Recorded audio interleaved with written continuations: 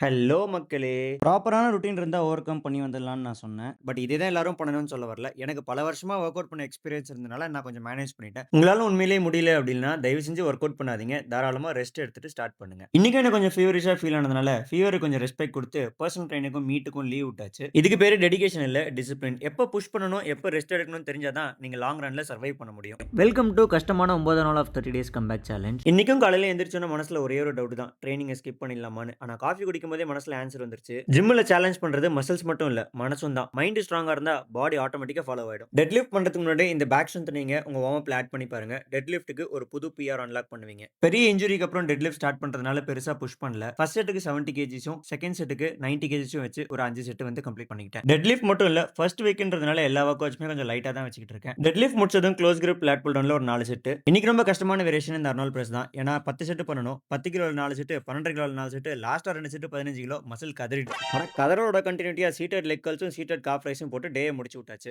தரமான back work out, dead லிஃப்ட்க்கு அப்புறம் பேக் கண்டிஷன் இப்படி தான் இருக்கு. போஸ்ட் ஒர்க் அவுட் சப்ளிமெண்ட்லாம் குடிச்சிட்டு வீட்டுக்கு ஜூட் விட்டாச்சு. நண்பா, சில நாட்கள் ஸ்ட்ரகிளா தான் இருக்கும். ஆனா நீங்க கிவ் அப் பண்ணிட்டா உங்க ஸ்டோரியும் ஸ்டாப் ஆயிடும். இன்னைக்கு வீட்டுக்கு வந்து போஸ்ட் ஒர்க் அவுட் மீல சாப்பிட்டு முடிச்சுட்டு ஆஃபீஸ்க்கு போயாச்சு. இன்னைக்கு கதை அவ்வளவுதான். நாளைக்கு பார்க்கலாம். டாட்டா பாய்.